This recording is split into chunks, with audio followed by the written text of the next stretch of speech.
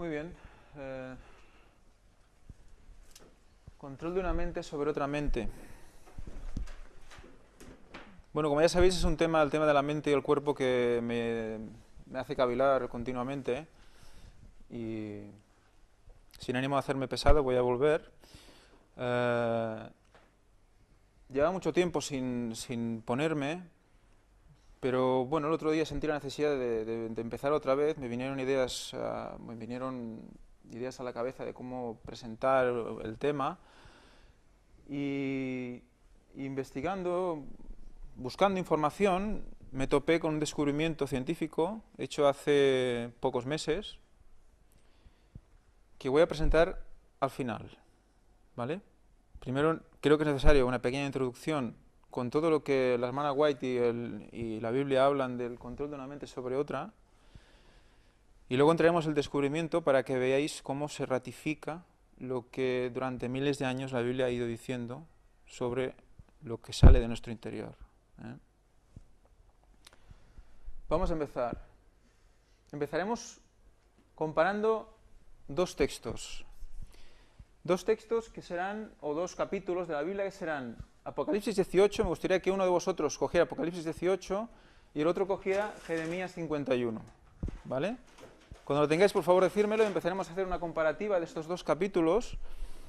En Apocalipsis 18 habla de la Babilonia simbólica, la Babilonia del tiempo del fin, la que sería el grupo de todas las iglesias que están en contra de la palabra de Dios y que pervierten el sábado y pervierten y propagan la inmortalidad del alma, etc., ¿no? Y Jeremías 51 nos habla de la Babilonia real, el imperio babilónico, cuando fue eliminado por los medos, ¿vale? Tal como fue previsto y como vimos el otro día en Apocalipsis 17, como explica, y como fue predicho, profetizado por Daniel, en Daniel 2. Bueno, 2 y posteriores. Venga, pues Apocalipsis 18, 5. Porque sus pecados se han amontonado hasta el cielo, y Dios se ha acordado de sus maldades. Jeremías 51, 9.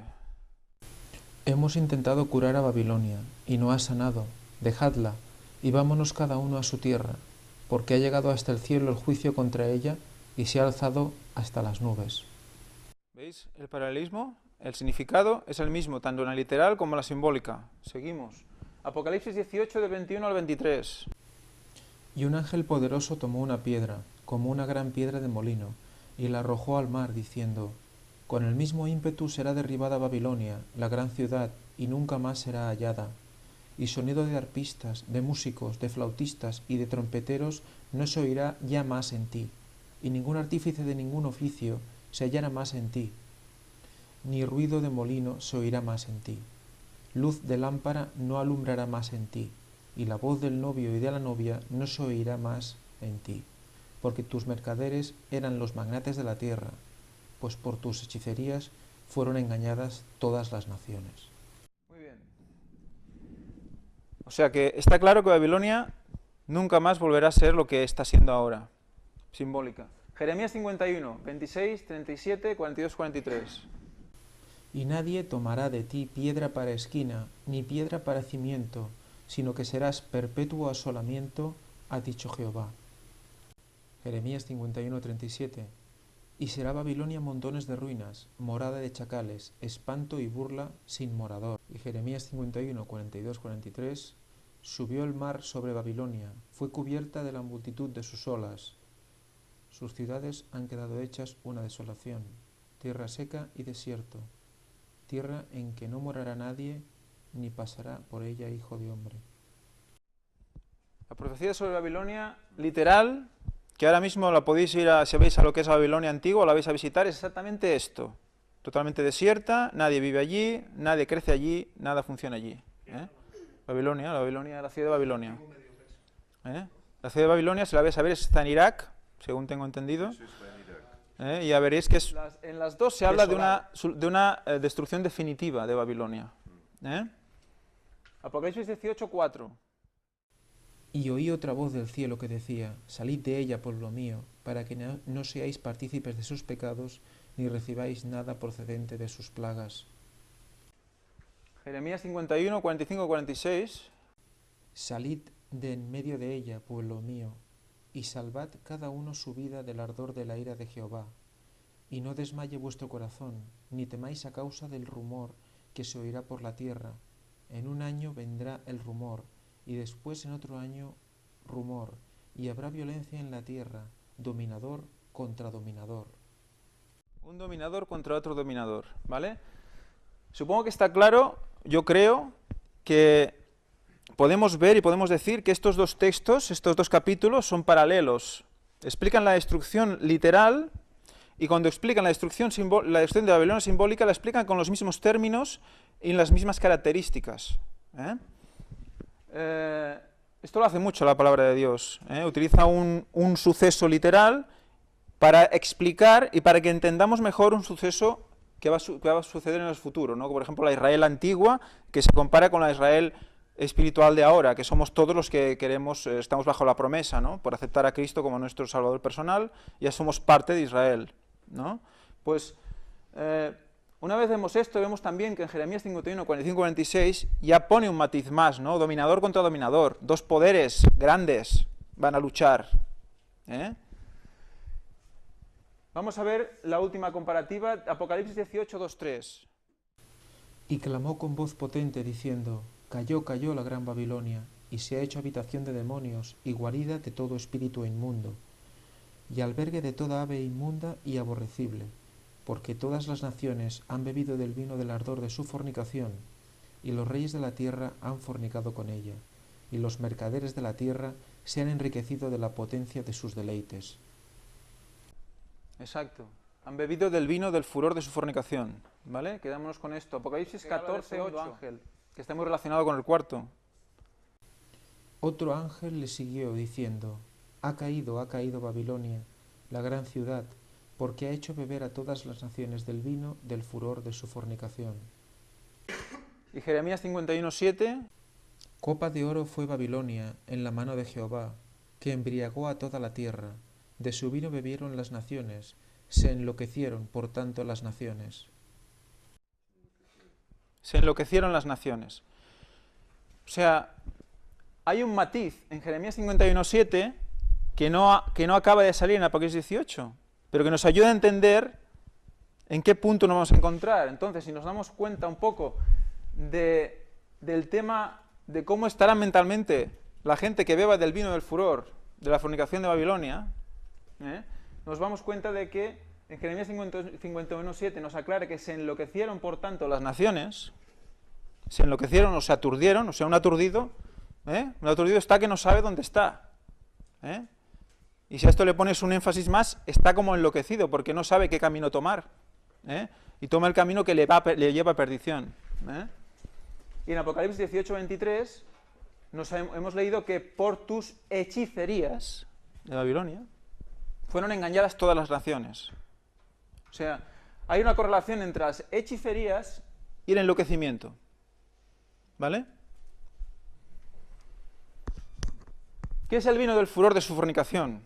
Vamos a la hermana White, que nos aclara el tema y nos dice, después de citar el texto bíblico del Apocalipsis 18, dice: el vino de Babilonia consiste en la exaltación del falso día de reposo sobre el sábado que el Señor Jehová ha bendecido y santificado para uso del hombre, y también es la creencia de la inmortalidad del alma. O sea, el vino del furor de la fornicación en la época de Babilonia literal y en la época de Babilonia simbólica es el mismo. Negar el sábado y postularse por la inmortalidad del alma, que es la base del espiritismo. Estas herejías emparentadas y el rechazo de la verdad convierten a la iglesia en Babilonia. ¿Vale? La iglesia popular o la iglesia que no siga a Dios. Reyes, comerciantes, dirigentes y maestros religiosos están todos en corrompida armonía. ¿De acuerdo?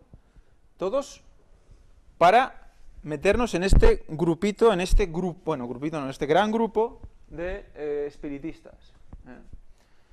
Sigo con el texto de abajo más que nada porque antes hemos hecho esmento por el tema de las sociedades secretas, y hay otra cita, aquí veis en Mensajes Selectos, página 135, en 1902 escribió, después de citar el texto bíblico de Apocalipsis 18 del 1 al 8, dice: este terrible cuadro trazado por Juan para mostrar cuán completamente se entregarán al mal las potencias de la tierra, debiera mostrar a los que han recibido la verdad cuán peligroso es afiliarse a sociedades secretas o unirse de alguna manera con aquellos que no guardan los mandamientos de Dios. Creo que lo deja bastante claro. Y será sobre todo en el tiempo del fin. Y cómo las grandes potencias, los grandes dirigentes comerciantes estarán dentro de estas sociedades dominándolas. Y con la base del espiritismo llegar a las mentes de todos. Entonces, ¿realmente se están enloqueciendo las naciones? ¿Estamos notando una degradación mental en la gente? Aquí tenemos una estadística. Este cuadro lo he hecho yo, por lo tanto, los que me conocen confían en mí, pero me gustaría que vosotros mismos buscarais sobre esta información. Yo he leído los artículos de OMS, de la Organización Mundial de la Salud, sobre este tema desde el año 2001 al 2010, ¿vale? ¿Cuáles son las conclusiones a las que llegan? ¿Vale?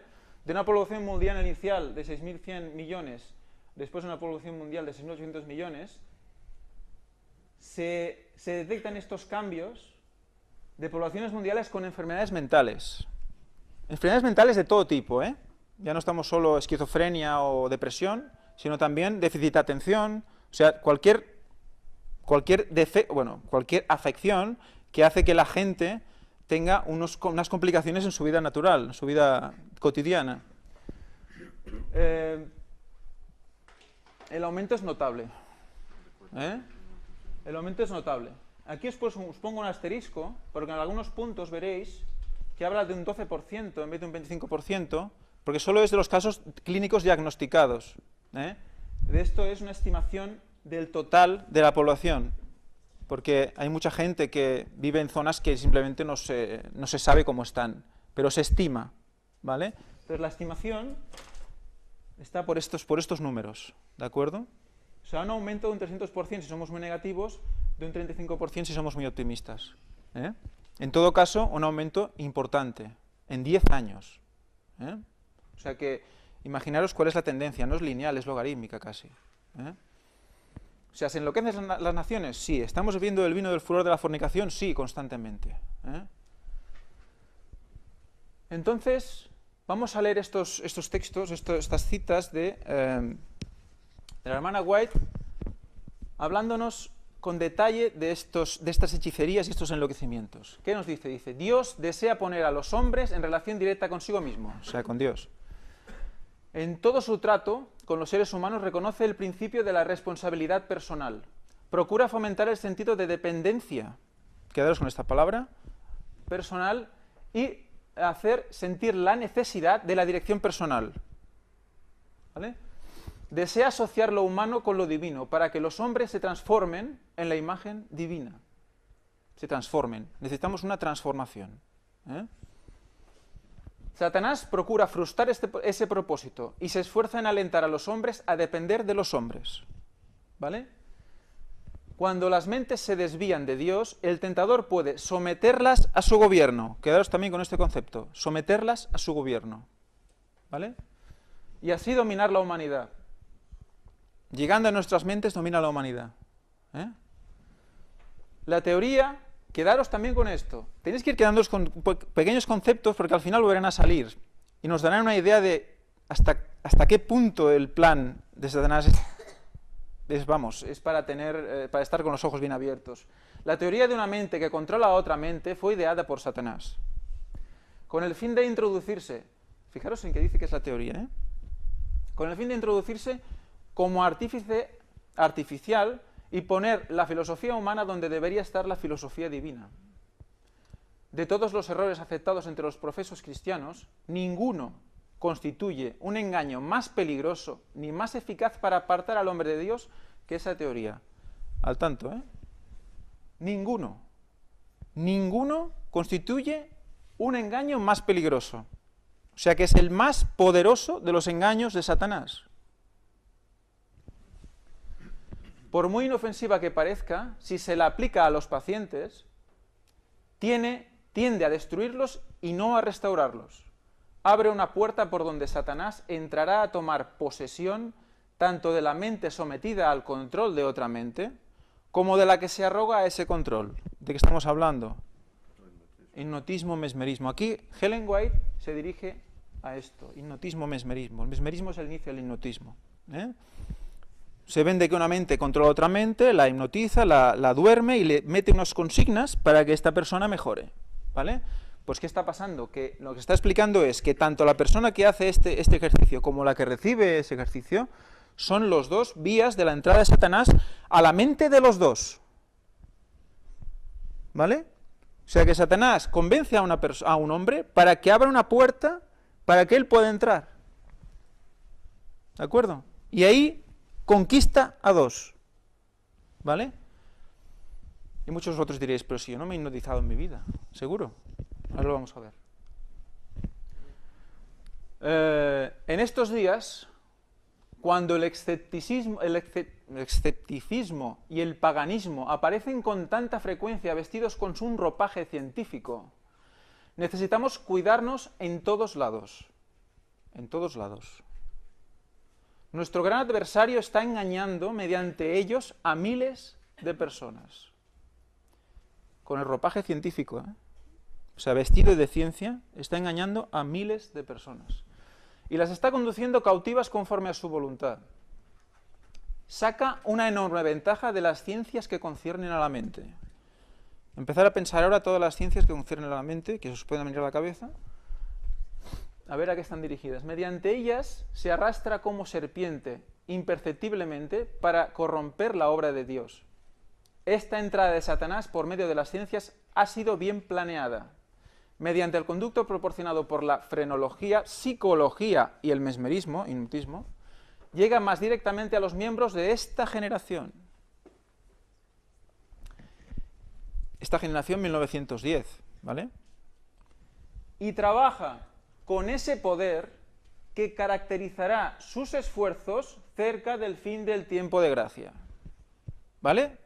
O sea, en su tiempo es un problema, pero es que se va a especializar en este tipo de control, en este tipo de poder, cerca del fin del tiempo de gracia, o sea, ahora. ¿Por qué? Porque, como hemos visto antes, es el poder más efectivo, el más poderoso, el más potente, de una mente sobre otra, ¿vale? Las mentes de miles de personas han sido envenenadas por este medio y conducidas al paganismo. Entonces, ¿qué debemos hacer? A fin de conducir a las almas a Cristo, debe conocerse la naturaleza humana y estudiarse la mente humana. ¿Qué hemos dicho que hizo Pablo? Con sus medios, con la sabiduría que Dios le dio. Estudiar la mente humana. Es de los primeros estudios de la mente. Pues debemos estudiar la mente humana. Pero aquí Satanás también tiene una imitación. Vamos a ver nuestros sentimientos, nuestras emociones, cómo somos. No, no es eso. Luego veremos un poco en dónde pone los límites. Génesis 3, del 1 al 7. ¿Cuál es el primer caso de control mental de una mente sobre otra? Lo sabéis. Vamos a repasarlo un momento. Ya sé que lo hemos leído tantas veces, pero yo creo que no viene mal volver a leerlo. ¿Quién tiene Génesis 3, del 1 al 7? Lee, va, Génesis 3, del 1 al 7. ¿No? Total, son solo 7 versículos. Venga, ¿quién quiere? Va. Venga, va. El que sea, pero ya. Lee. La serpiente, el más astuto de todos los animales del campo que Dios el Señor había hecho, dijo a la mujer: así que Dios os dijo que no comáis de ningún árbol del huerto.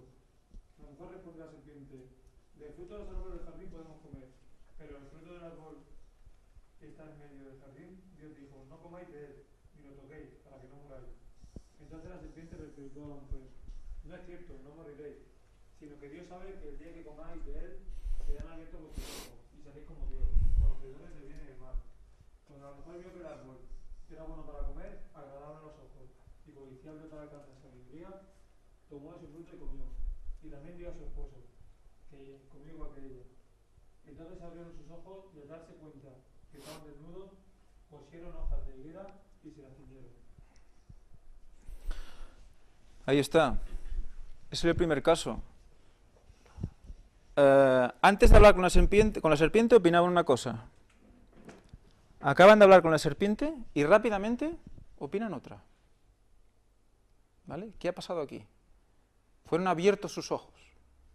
¿De acuerdo? ¿Qué ha pasado aquí? Dice, era agradable al paladar y a medida que comía parecía sentir un poder vivificante. Esto es Eva, ¿eh? Eva está comiendo la manzana, o lo que es, no sé si, no creo que diga manzana, pero bueno, el fruto, y bueno, el gusto era impresionante, entraba de bien que no veas, poder vivificante. Y se imaginó que entraba en un estado más elevado de existencia. ¿No suena esto un poco? Lo que se está vendiendo últimamente con ciertas teorías hinduistas y orientales. Tenemos que aumentar nuestro estado existencial, nuestro estado de conciencia. Somos más que humanos. ¿Qué le dice aquí la serpiente? Seréis como Dios.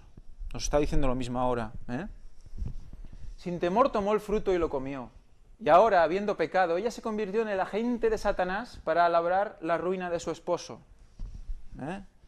O sea, va pasando de uno a otro. ¿Veis? Uno es el medio, el otro se vuelve a ser el medio y así es como una enfermedad que se extiende. Exacto.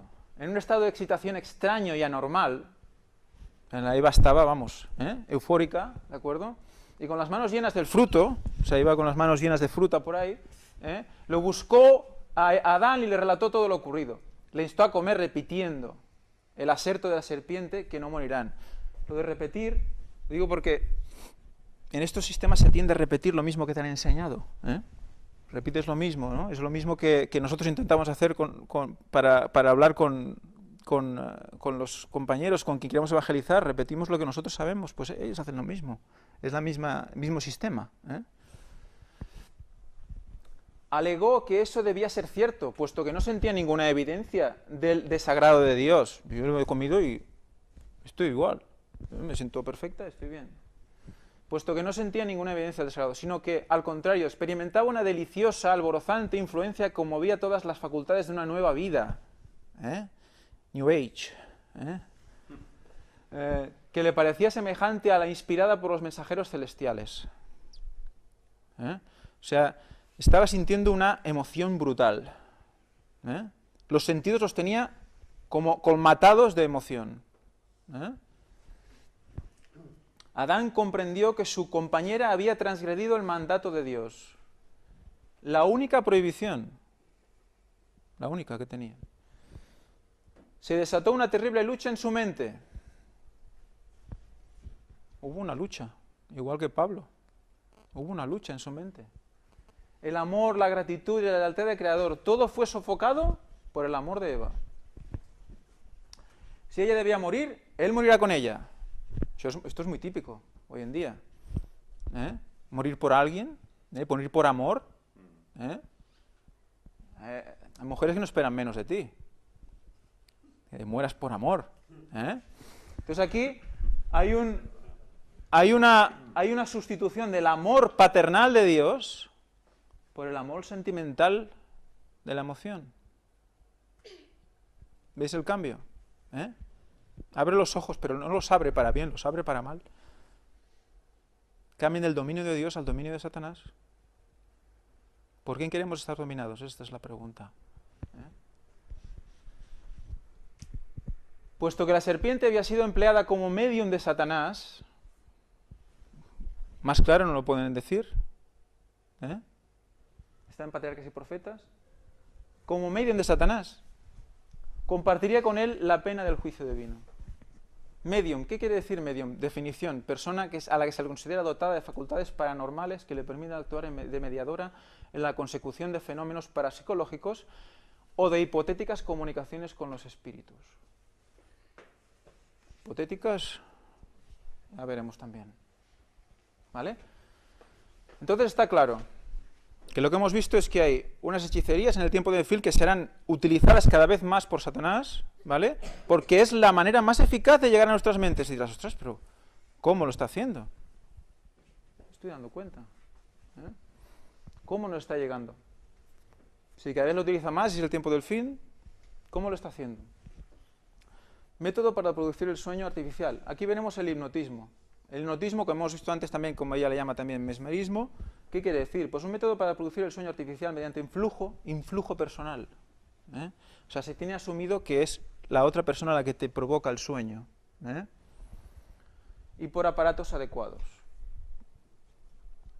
Gran libro, Fuerzas superiores que actúan en la vida humana, para leerlo muchas veces. Un hipnotizado es igual que un medium, porque si está constantemente comparando las dos cosas, estamos constantemente en paralelo con esas definiciones. ¿Un hipnotizado o un hipnotizador es igual que un medium?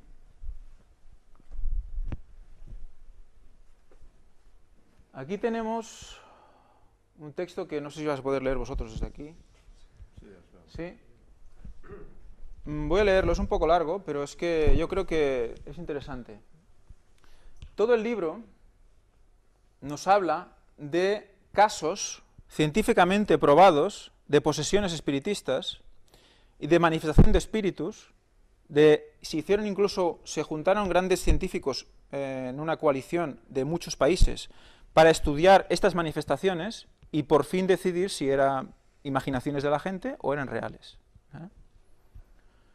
Y en el momento que se manifestaban no lo veía solo el que decía, sino que todos los que estaban en la sala lo veían. Por lo tanto, no es que todos estuvieran, no es que uno tuviera una imaginación, sino que realmente ahí había algo que le estaba hablando a todos. Entonces, toman datos científicos de lo que dice el espíritu que se manifiesta. En la hipnosis una mente domina a otra y la gobierna totalmente a su antojo, haciendo entrar al hipnotizado en una hora en blanco de su vida. Una hora en blanco de su vida. ¿Cuántas veces habéis oído dejar vuestra mente en blanco? No penséis en nada. Vaciar la mente. Vale, cuidado. Pero al amparo de la anulación de la conciencia y voluntad del que pasa por el trance hipnótico, es perfectamente posible, y ocurre muchas veces, que no solo la mente del hipnotista actúe como espíritu control, sino que también cualquier otro de los espíritus de demonios o Satanás mismo tome posesión de aquella personalidad, transformando el trance meramente hipnótico en trance medianítico, o sea, de medium. Sea que el trance de los mediums se deba a una autohipnosis o a una hipnosis provocada por un espíritu, quedados con autohipnosis. Autohipnosis. Quedados con esta palabra. Es muy importante. En el libro se habla de autohipnosis como uno de las exposiciones más graves que te puedes hacer de tu mente. Es más peligroso incluso que la hipnosis, si puede serlo. Dice J. Brooke Walters, uno de los investigadores, de cualquier forma constituye un sometimiento del subconsciente a las impresiones del espíritu invasor, el cual domina y trabaja con un espíritu control hipnotizador, mediante el medium hipnotizado por el espíritu. Un hombre de negocios de San Francisco, relata el escrito citado, al discutir con el autor el asunto de la autohipnosis, habló acerca de una antigua práctica de autohipnotizarse y de un repentino abandono de dicho hábito. Cuando insistimos en saber por qué había abandonado la costumbre, contó que al acostarse cierta noche mientras se encontraba realizando el proceso para establecer la autohipnosis, sintió como si lo comenzara a dominar una autoridad extraña. La lucha con lo que parecía ser una personalidad espiritual invasora lo aterrorizó tanto que desde ese día nunca más volvió a intentar el autohipnotismo. Es evidente que con el fenómeno hipnótico se relacionan fuerzas o personalidades extrañas ocultas. En su obra The Case of Psychic Survival, G.T.Ward Carrington refiere un diálogo sostenido por el espíritu control del medium espiritista. O sea, ahora veremos lo que decía este espíritu control. O sea, lo que él mismo dice sobre lo que está haciendo. ¿Vale? Y veremos cómo realmente ellos mismos reconocen este hipnotismo. Cuando se acerca el momento puedo impresionar, eso lo dice el espíritu control, están ahí, puedo impresionar en el subconsciente no solo en mi presencia, sino en la de otros, y controlo ese subconsciente. claramente. Controlo ese subconsciente. Quedaos con el subconsciente, porque eso es lo que luego el descubrimiento científico nos va a enseñar. Esta es una parte de su mente muy cambiante y por lo tanto es propio que usemos esa imaginación de la mente mediante lo que puede llamarse hipnotismo. Él mismo reconoce que utiliza el hipnotismo para controlar esa mente. ¿Vale? ¿De acuerdo? Bueno, es un poco, esto es lo que hace. En otras palabras, lo que explica el autor es que en otras palabras, el trance del médium viene a ser un trance hipnótico producido por la actuación de un espíritu diabólico. O sea que lo que hace básicamente es comparar el trance hipnótico con el trance espiritista y demostrar que es exactamente lo mismo. Lo que se somete que es un debilitamiento de la voluntad y de la personalidad, que justifica la expresión que tiende a destruirlos. Entonces, lo que decíamos antes, el escucharse a uno mismo, de acuerdo, pero ciertos límites. Dice, no es sabio que nos miremos a nosotros mismos y que estudiemos nuestras emociones. ¿Os suena el coaching? ¿Os suena el coaching? Pues está de moda, El coaching es el estudio de tus propias emociones y el estudio de las emociones de los demás. ¿Vale? Y tú cómo puedes influir en sus emociones a través de las tuyas. O sea, es como una inteligencia emocional muy... ¿Vale? Pues esto puede llevarte a situaciones muy complicadas. Constantemente a preguntarte por qué sientes esto, por qué no lo sientes. O sea, estás concentrándote en ti mismo. ¿Y qué vemos? Si lo hacemos, el enemigo nos presentará dificultades y tentaciones que debiliten la fe y aniquilen el valor. El fijarnos por demás en nuestras emociones y ceder a nuestros sentimientos es exponernos a la duda, enredarnos en perplejidades. En vez de mirarnos a nosotros mismos, miremos a Jesús. Cuando las tentaciones los asalten, cuando los cuidados, las perplejidades y las tinieblas parezcan envolver el alma, miren hacia el punto en que vieron la luz por última vez. Eso es muy útil. Entonces, en los momentos en los que una autohipnosis, aquí cuando se expresa una autohipnosis, es, imaginaos una hipnosis a ti mismo. Entonces, ¿qué haces? Cierras los ojos, piensas en ti mismo, ¿vale? E entras en un sueño, en un trance tú mismo. ¿Vale? Pues al hacer esto, pues ¿qué haces? Hay técnicas diferentes, ¿no? Piensas en tu respiración, en los latidos de tu corazón, te escuchas, tal. Todo eso son situaciones en las que tú estás interiorizando como este poder hacia ti mismo. Y ahí abres esa puerta. Y es una puerta, en cierta manera, literal. Ahora lo veremos también. ¿Cómo se le llama a esta puerta? Existe en nuestro cerebro un grupo de neuronas que se llama Sistema de Activación Reticular, SAR. Este sistema, vamos a ver lo que hace. Este sistema lo que intenta, ¿qué es? Lo que intenta es regular la excitación del cerebro como un todo. O sea, ¿qué hace qué? Como vemos aquí por abajo, dice, actúa como un filtro para que la avalancha de estímulos sensoriales externos no nos vuelva loco. ¿Vale? O sea que en función de nuestros conocimientos, de nuestra base mental, lo que tú vas entrando, tú vas filtrando y solo te quedas con un 1% de lo que tienes a tu alrededor. Si no, si estuviéramos conscientes de todo lo que pasa a nuestro alrededor, nos volveríamos locos. ¿Vale? Lo que dice aquí. Nos vuelve locos. Se enloquecerán las naciones. Recordéis todos los conceptos. O sea que para que nos aturdamos, este sistema de activación reticular no puede estar funcionando adecuadamente. Hay una inhibición natural del sistema de activación reticular que es cuando duermes. Cuando tú estás durmiendo, este sistema baja y duermes. ¿De acuerdo? Entonces, en un estado hipnótico, que tú duermes pero estás activo, duermes pero estás despierto, ¿qué pasa con el sistema de activación reticular? ¿Está activo o está inactivo? Ahora lo veremos. Bueno, aquí habla un poco más sobre el sistema de activación. Dice que la principal función del sistema nervioso es procesar la información que le llega y más de forma tal que tengan lugar las respuestas motoras apropiadas, Más del 99% de toda la información sensitiva es descartada por el encéfalo como irrelevante y sin importancia. Este señor, que aquí sí que no lo veo, ese señor es un investigador, un doctor, no lo veo ni aquí, Bruce Alexander, que nos explica, dice, cómo el sistema de activación reticular trabaja en la hipnosis.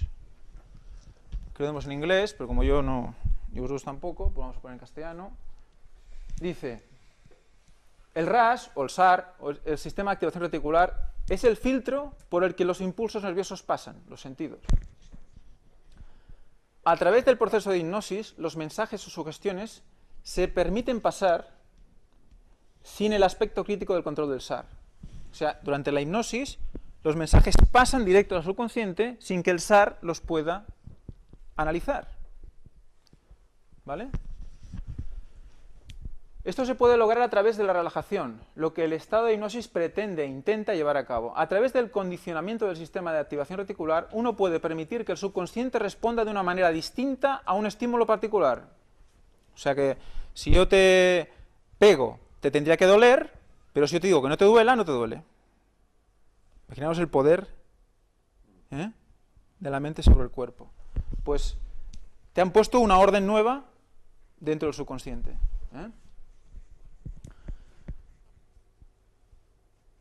El cliente escuchará esa declaración y permitirá ser conducido hacia el estado de relajación.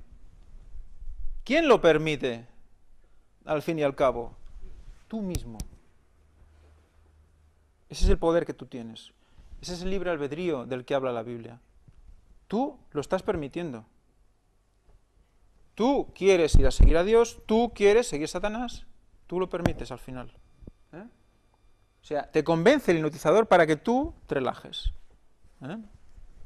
Va por aquí, a lo mejor exactamente no es esto, pero para que entendáis un poco el tema, ¿no? Permitirá ser conducido hacia el estado de relajación. Esto programa la mente del cliente cuando el RAS se apaga a través de la relajación. Estamos hablando de programar ya, Un buen ejemplo de esto es cuando el cliente visita a un hipnoterapeuta para reducir el dolor en la rodilla. El hipnoterapeuta conducirá al cliente hacia un estado de relajación, por lo tanto el cierre del RAS, o sea, cuando tú relajas el sistema de activación baja, que decíamos, ¿no? Que la bajada natural del sistema, del filtro. Por lo tanto, permitir poner mayor importancia a las sugerencias hipnóticas que se le dan al cliente. O sea, cuando bajas el filtro, tú estás más expuesto a lo que te diga el otro, no de, oye, mira, esto es así, a partir de ahora esto cambia, es lo que yo diga, pero en realidad no lo dice él. Esto permite, por lo tanto, a la sugerencia del hipnoterapeuta filtrar a través, bueno, esto está en una traducción tonta, condicionar la mente para no reconocer los impulsos nerviosos, o sea, del dolor que surgen de la rodilla. El sistema de activación reticular es, por lo tanto, entrenado para no reconocer este impulso nervioso como importante, ¿vale? Se entrena la mente para que te cambien los conceptos de las cosas. Para que lo bueno le llamen malo y a lo malo le llamen bueno. Esa es la finalidad. Que luego al final tú estás en una disposición en la que poco a poco vas defendiendo lo que antes no defendías. Por eso habla de que al final todo será más sutil. Por eso habla de que al final Ellen White habla de que cuidado que hasta los mismos escogidos. Dice, pero ¿cómo que hasta los mismos escogidos? Pero si lo tengo muy claro, lo que soy, lo que quiero. ¿Y dónde voy? ¿Y quién quiere? ¿Y que creo en Dios? ¿Pero cómo es posible?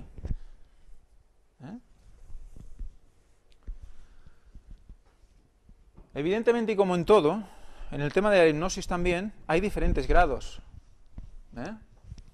Aquí en el libro este que os comentaba nos expone los diferentes grados. Está el grado muy liviano, el sujeto presenta relajación muscular, inmovilidad de la mirada y caída de párpados. En el grado leve hay catalepsia, o sea, rigidez, ¿vale? de los miembros, y eso va aumentando hasta que llegas a un quinto nivel de hipnosis, que es el sonambulismo, ¿no? Y que tiene unos efectos post-hipnóticos. O sea, que tú puedes dar una orden que se cumple de aquí 20 años o 3 semanas.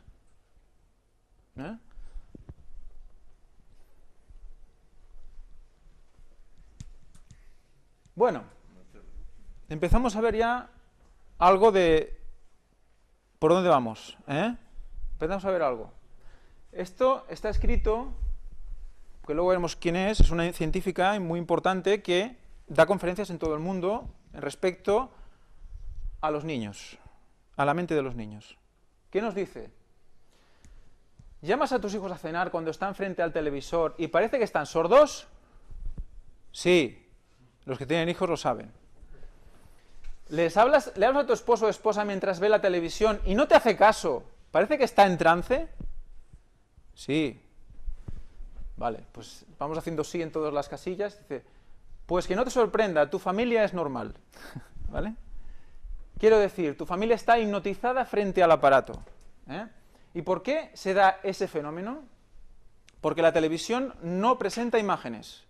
En realidad, lo que vemos es en la pantalla es una serie de puntos que recorren 525 veces una línea.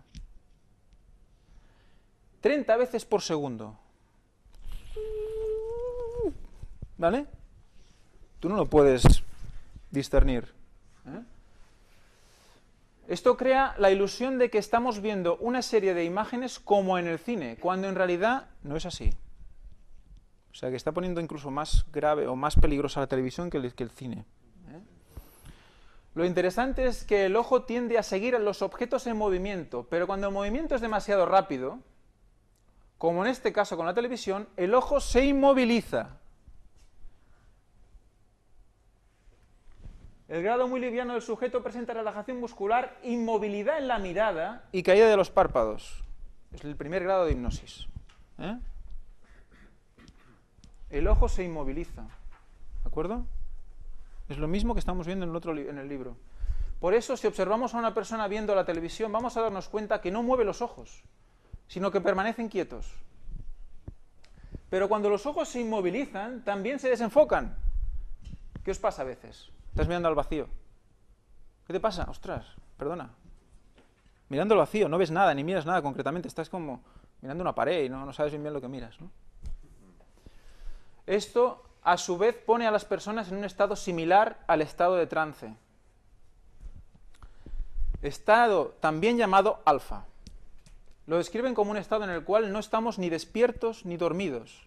Es un estado de semiconsciencia, en donde, y aquí viene lo delicado, estamos especialmente susceptibles de influencia.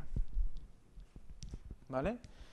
Si hemos visto que el trance hipnótico es igual que el trance espiritista, que la puerta queda abierta,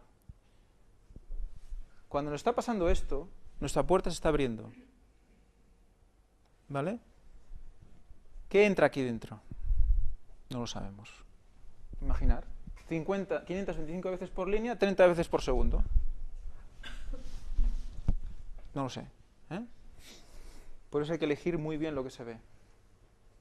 En un estudio realizado en Australia, descubrieron que las personas mayores de 14 años pueden mantenerse a voluntad despiertos, pero que esto no es posible para los niños y las personas mayores.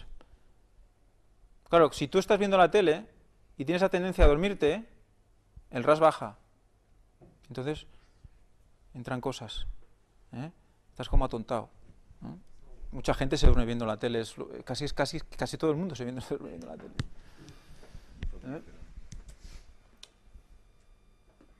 Pero esto, bueno, ¿qué quiere decir? Pues que nuestros niños y ancianos están ingiriendo todo lo que ven en la televisión, así como los adultos que no se mantienen despiertos a voluntad. Todas las opiniones, comentarios e ideas que se transmiten por el televisor son recibidos sin ninguna barrera. El RAS abajo, el SAR abajo. Sin ningún tipo de filtro, van directo al subconsciente. En este estado de trance somos completamente susceptibles de influencia. Dice, permíteme hacerte una siguiente reflexión. ¿Serías capaz de dejar a tu hijo toda la tarde en un parque solo para que converse con cualquier extraño que se acerque? Y dice, no lo harías, ¿no? Y entonces, ¿por qué dejas que hable con la televisión? No te dice un poco aquí, ¿no? Todo tiene sus extremos también, ¿no? Pero bueno, que seamos conscientes de todo esto. Si quieres educar a tu hijo, no puedes dejarlo hipnotizado todas las tardes frente al aparato. Rosa Barocchio dice, se interesa y profundiza en los temas relacionados con la educación y el desarrollo humano. Actualmente se dedica a impartir conferencias y cursos de diversas instituciones educativas y empresas de México, Estados Unidos, Europa, Sudamérica, Asia, etc. Licenciada en educación preescolar. Bueno, tiene todo un historial esta mujer, ¿Vale? Yo, bueno, recomiendo que lo leáis tranquilamente porque Bueno, y aquí es un poco donde quiere ir a parar, ¿vale? Es del descubrimiento científico. ¿Sigo? ¿15 minutos? ¿Sí? Es el descubrimiento científico que creo que, bueno, para mí ha sido de los más importantes, para mí, porque este tema, pues supongo que pues, estoy más sensible con el tema, pero solo de ver el título ya los tiene que hacer pensar. Las decisiones son inconscientes. Yo creo que solo con el título ya podéis empezar a haceros una idea de más o menos por dónde va la cosa, ¿no?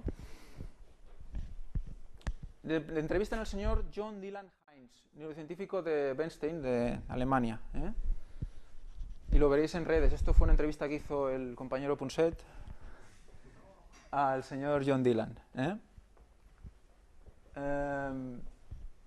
Veréis a qué conclusiones llegan y a partir de qué experimentos tan sencillos. Dice, te voy a marcar un experimento. Dice, nosotros hicimos un experimento con una persona y dijimos, mira, aquí tienes un botón azul y un botón rojo. Decide tú cuál quieres apretar. ¿Vale? Y ellos llegaron a la conclusión de que podían predecir qué botón podían apretar. Y al 100%. Decían rojo, rojo, azul, azul, rojo, rojo, azul, azul. ¿Cómo es posible? Pues descubren que 7 segundos antes de tomar tú una decisión racional, tu subconsciente ya la ha tomado por ti. ¿Vale? O sea que, fijaros para mí esto es muy importante, porque quiere decir que cada una de las decisiones que tú tomas, tu interior, o sea, subconsciente la ha tomado antes por ti. ¿Vale? Entonces, ¿qué pasa? Poco vais viendo por dónde va el tema y yo creo que poco a poco os va a ir dando vueltas la cabeza con el tema. Dice, la decisión se puede dividir en dos. Hay dos aspectos que forman una decisión. Por un lado, el proceso cerebral, algo que ocurre en el cerebro que te lleva a elegir una cosa u otra. Por el otro, que conscientemente sabes qué quieres hacer. Ahora tomo una decisión. Pero parece que antes que eso, se produce un procesamiento inconsciente en el cerebro. Hay una lucha antes de que tú lo pienses conscientemente. ¿Vale? El cerebro en sí mismo ya... ¿Vale? Pero que tú no eres consciente de esa lucha. ¿Vale? En el cerebro sucede algo que prepara tu decisión, que te conduce hasta ella e influye en la manera en la que tu mente consciente elige. O sea, que estamos influidos por nuestro subconsciente en la elección de la decisión y que ya la ha tomado por ti. Entonces le pregunta a Eduard, dice, entonces me dices, corrígeme, que el cerebro inicia este proceso 10 segundos antes de que tomes la decisión, y lo segundo es que me cuentas que acerca del experimento es que un poco antes, quizás 7 o 5 segundos antes, del cerebro ha elegido ya el botón que va a pulsar, ¿no? Dice, es fascinante, ¿no? Porque en realidad lo que sugiere es que todos los conceptos y los descubrimientos acerca de la plasticidad cerebral, por ejemplo, tu capacidad de influir y cambiar tu cerebro y por lo tanto de cambiar el mundo, son algo dudosos. Dice, bueno, yo diría que, por supuesto, el cerebro puede cambiarse a sí mismo. Y cuando creemos que estamos cambiando algo de nosotros mismos, por ejemplo, cuando intentamos dejar de fumar o intentamos hacer más deporte, algo así, hablamos entonces de un cerebro que se está reprogramando. Pero no es solo nuestra conciencia la que toma decisiones para cambiar las cosas, sino el cerebro como un todo. Esto no implica solo la consciencia. Aquí un poco... lo que hace es que también va a hablar de esta corriente que dice que si tú piensas una cosa y la piensas con fuerza y todos la pensamos a la vez, cambiamos el mundo. Es lo que ellos llaman, dice que hay parte de ellos que hablan de esto como libre albedrío. El libre albedrío que evidentemente no tiene nada que ver con el libre albedrío bíblico. Y dicen que esta gente no lo podría hacer porque conscientemente no pueden cambiar nada porque su consciente ya toma la decisión. ¿Veis un poco por dónde voy? Es un poco rebuscado, quizás, pero lo que intento deciros es que, en resumen, nuestro subconsciente ¿por qué está influenciado? Tenemos el Espíritu Santo, tenemos el pecado, el heredado de Adán, el heredado por las generaciones anteriores y el hecho por nosotros mismos, aquí, el subconsciente, ¿vale? Y entonces, bueno, aquí habla de más cosas, pero más o menos la idea es esta, ¿no? Y bueno, y habla de que somos, de que podemos ser, de que con esta actividad, determinando esta actividad, podemos firmar, ¿vale? O sea, que nuestra actividad cerebral es específica en cada respuesta y que puede saber lo que pensamos y lo que vamos a responder, si es verdad o mentira, etcétera. Bueno, ahí llega un control mental brutal, ¿eh? Pues hay más connotaciones de todo esto, pero lo que me interesa hoy es el concepto de la lucha del cristiano que hemos hablado esta mañana, ¿eh? Porque de adentro del corazón de los hombres salen las maquinaciones perversas, las fornicaciones, hurtos, asesinatos, adulterios, avaricias, maldades, el engaño, la desvergüenza, envidia, maledicencia, arrogancia, estupidez. Todas estas maldades salen de adentro y contaminan al hombre. Porque de dentro del corazón de los hombres sale todo esto. Cuando habla del corazón, en muchas partes de la Biblia se refiere a la mente. El corazón, de hecho, lo domina la mente. El corazón es la fuente de las pasiones, ¿no? Pues en la parte del subconsciente en la que tenemos esa carne, ese pecado heredado, esa herencia, esa es la que nos hace llegar, la que nos hace pecar, ¿de acuerdo? Romanos 7, 15, 25. Porque no comprendo mi proceder, pues no pongo por obra lo que quiero, sino lo que aborrezco. Eso es lo que hago. Y si lo que no quiero, eso es lo que hago, estoy de acuerdo con la ley, de que es buena. De manera que ya no soy yo quien obra aquello, sino el pecado que mora en mí. Porque yo sé que en mí, esto es, en mi carne, no mora el bien, porque el querer, el bien, lo tengo a mi alcance, pero no el hacerlo. Porque no hago el bien que quiero, sino el mal que no quiero, eso es lo que pongo por obra. Y si lo que no quiero, eso es lo que hago, ya no lo obro yo, sino el pecado que mora en mí. Encuentro pues esta ley, que queriendo yo hacer el bien, el mal está presente en mí, porque según el hombre interior, me deleito en la ley de Dios, pero veo otra ley en mis miembros, que hace guerra contra la ley de mi mente, y que me lleva cautivo a la ley del pecado que está en mis miembros. Miserable hombre de mí, ¿quién me libertará de este cuerpo de muerte? Gracias doy a Dios por medio de Jesucristo nuestro Señor. Así que yo mismo con la mente sirvo a la ley de Dios, mas con la carne a la ley del pecado. Es lo que hemos leído de Pablo antes, la lucha del cristiano, ¿eh? Entonces, ¿qué tenemos aquí? Y en Romanos 12... Romanos 12:2. No os adaptéis a las formas de este mundo, sino transformaos por medio de la renovación de vuestra mente, para que comprobéis cuál es la voluntad de Dios, lo bueno, lo que le agrada y lo perfecto. Transformaros mediante la renovación de vuestro entendimiento. Vuestra mente, Aquí de vuestra mente, ¿vale? Hay que renovar esa mente, ¿vale? Pero, ¿cómo estamos aquí en el consciente, vemos las cosas, cómo influimos en esta, que es el subconsciente? El subconsciente es lo que nos hace tomar, como hemos visto en el descubrimiento, que ya aquí hay una lucha previa, en función de si es más del espíritu o más del pecado, que va a influir en lo que vamos a hacer en el día a día. O sea, nosotros queremos influir aquí, queremos ser santos. Queremos santificarnos, queremos santificación diaria. Entonces, tú puedes, mediante tus sentidos, dirigir tus sentidos a lo correcto para que nuestro sistema reticular filtre lo adecuado e influya adecuadamente en nuestro cerebro. Pero la transformación mediante nuestro entendimiento, la transformación real, el cambio, no es en esta dirección, es a través de Dios. Realmente aquí es donde realmente vamos a hacer que el pecado quede totalmente enclaustrado, controlado. Ese es el camino. ¿Satanás qué hace? Esto. ¿Vale?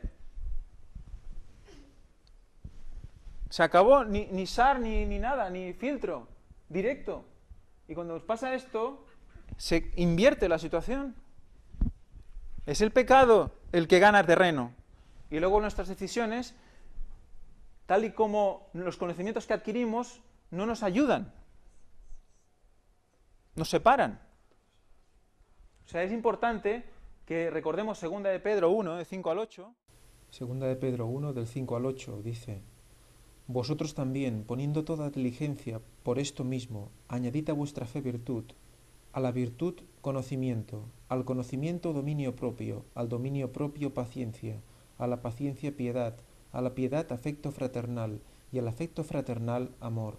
Porque si estas cosas están en vosotros y abundan, no os dejarán estar ociosos, ni sin fruto, en orden al conocimiento de nuestro Señor Jesucristo. Ese proceso mental que a través del conocimiento va a hacer que todas las avenidas del alma, todo lo que sale de las pasiones de la heredancia del pecado, que sale, como le pasaba a Pablo, que sale a la carne, que sale a la piel, a los miembros, seamos capaces de, mediante el entendimiento, identificarlas y nosotros pedirle a Dios, por favor, cámbiame para que esto no suceda.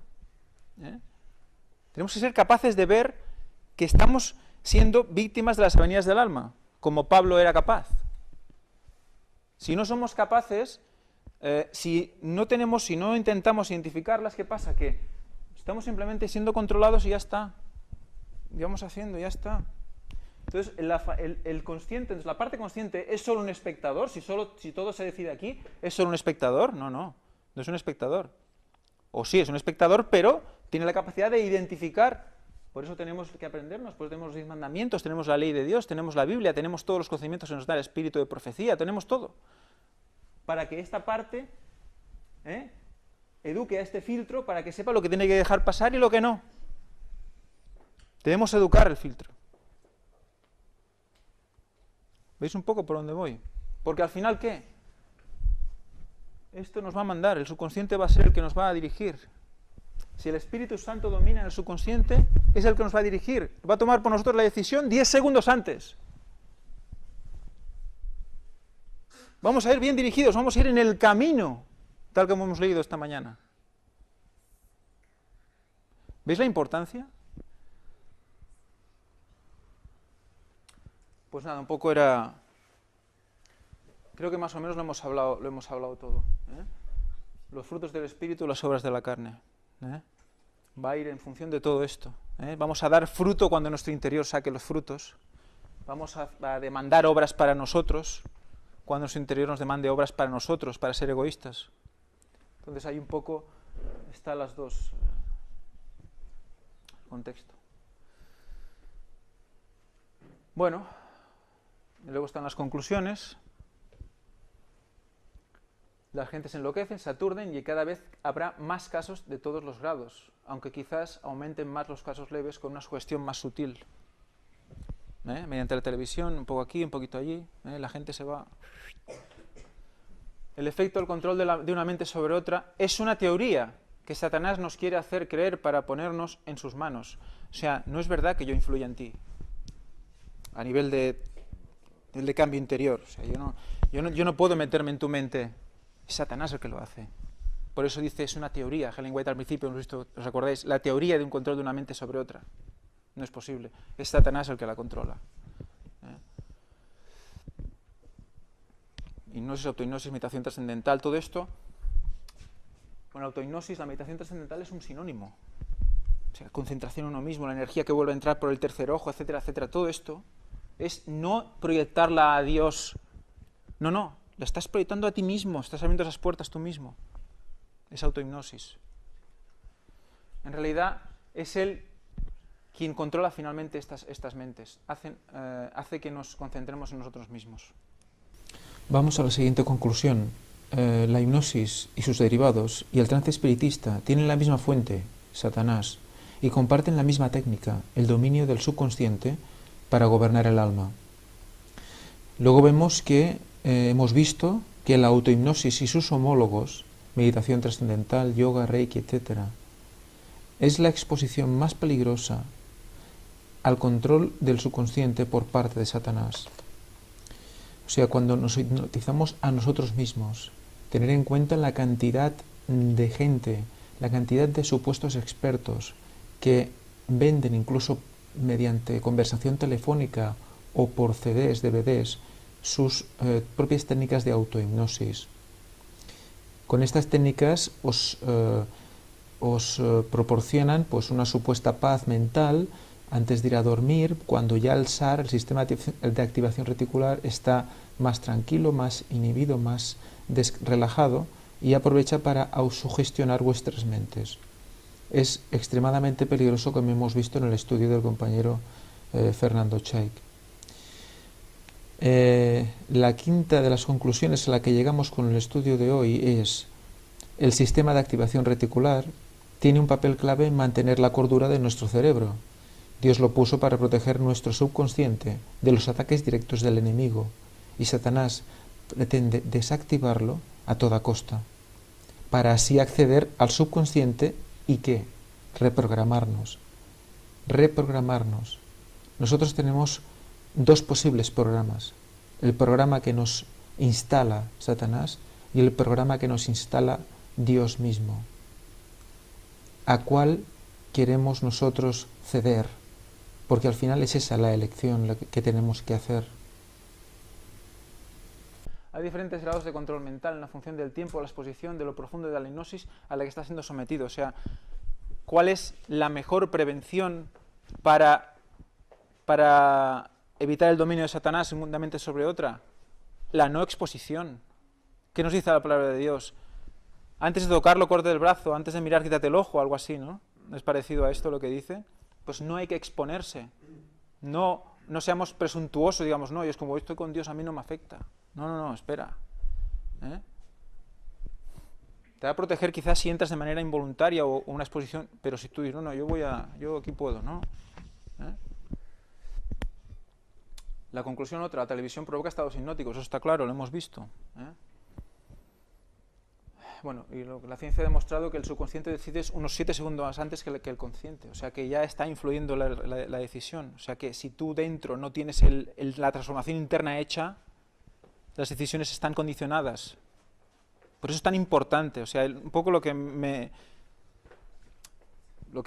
ha hecho hacer este culto, que no es un culto, más una conferencia, es esto, es el hecho de que, por favor, miremos ese interior que se nos está degradando.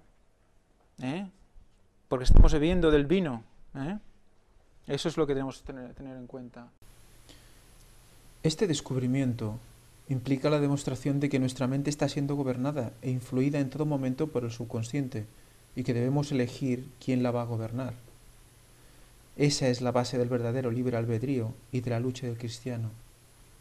Es ese libre albedrío que explica la palabra de Dios.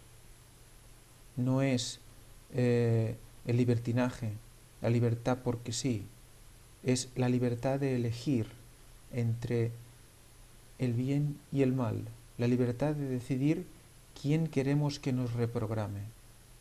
Esa es la base. Y como hemos visto en este descubrimiento, la programación del subconsciente es una base de nuestras decisiones. Por lo tanto, ¿qué programa vamos a elegir? Seguimos. La parte consciente no debe ser un simple espectador, si no, no habría lucha del cristiano.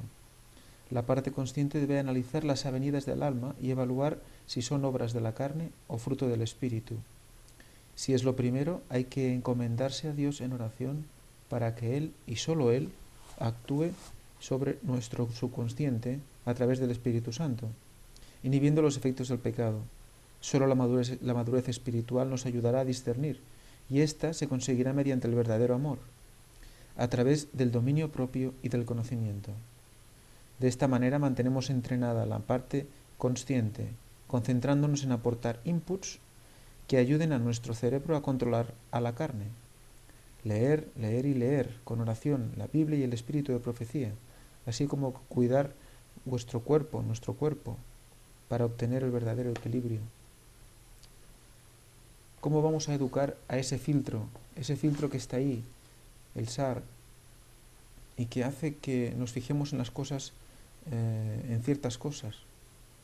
Pues si nosotros educamos adecuadamente ese filtro, así como nuestro hipotálamo, pues todo nuestro cuerpo irá en armonía y será capaz de discernir si las avenidas del alma, la que nos viene del subconsciente, lo aporta Satanás o lo aporta Dios.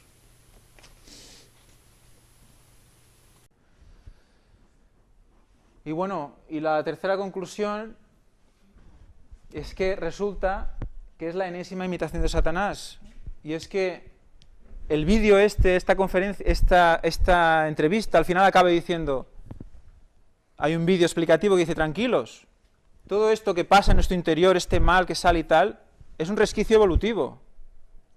O sea, el sexo porque había que reproducirse, la violencia porque había que cazar, y el territorio, porque había que guardar el territorio, pues también había que defenderse.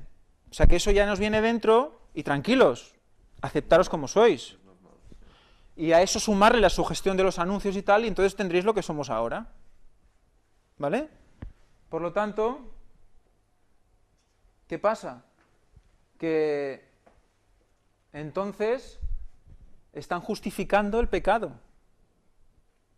Esa es la victoria de la evolución. Hasta aquí llegamos con el engaño. Jesucristo murió por nosotros, para justificarnos a nosotros, para hacernos candidatos al cielo. Satanás justifica el pecado. ¿Veis la imitación? ¿Veis paralelismo? Mediante la teoría de la evolución. Y mediante este razonamiento, lo que hace además es cargarse la influencia sanadora del mismo Espíritu Santo, del poder que tiene el Espíritu Santo en nuestro subconsciente y dominando nuestro hipotálamo para dirigir nuestro cuerpo a nivel hormonal y hacer que todos los órganos de nuestro cuerpo funcionen en armonía. Y por supuesto, de paso, también hace inútil la muerte de Jesucristo, porque tal y como comentan, es imposible cambiarte. Es imposible cambiar, acéptate tal y como eres. Pero como siempre, Satanás siempre habla con parte de razón. Nunca dice la mentira completamente, sino que la mezcla con la verdad. Y entonces, evidentemente, no puedes cambiar por ti mismo. Necesitas a Dios para cambiar. Y ya como última conclusión, como resumen, un poco mencionar que los métodos ya enumerados, aquellos similares al yoga o al reiki o a la meditación trascendental, utilizados por Satanás, imitan la conexión íntima de un auténtico cristiano con Dios, pero nunca pueden igualarla. No vale ejercer prácticas impuras y peligrosas y decir que se hacen en el nombre de Dios y que sólo por ese hecho ya son santas y bendecidas y que así sirven para honrar a Jesús, pues Él mismo dijo, no todo el que me dice Señor, Señor, entrará en el reino de los cielos, sino el que hace la voluntad de mi Padre que está en los cielos. Muchos dirán en aquel día, Señor, Señor, ¿no profetizamos en tu nombre? ¿Y en tu nombre echamos demonios? ¿Y en tu nombre hicimos muchos milagros? Y entonces les diré claramente, nunca os conocí, apartaos de mí, hacedores de iniquidad. Esto lo podemos encontrar en Mateo 7, 21 al 23. Y retomando las palabras de la hermana White en el libro Mente, Carácter y Personalidad, página 9, dicen, a fin de conducir las almas a Cristo, debe conocerse la naturaleza humana y estudiarse la mente humana. Por lo tanto, podemos concluir que tal y como hemos visto, cabe reconocer que la naturaleza humana es pecadora, que tenemos un subconsciente que nace en pecado y que solo a través de una mente en Cristo Jesús y a través del Espíritu Santo actuando en nuestro subconsciente heredaremos el reino de los cielos. Que Dios os bendiga.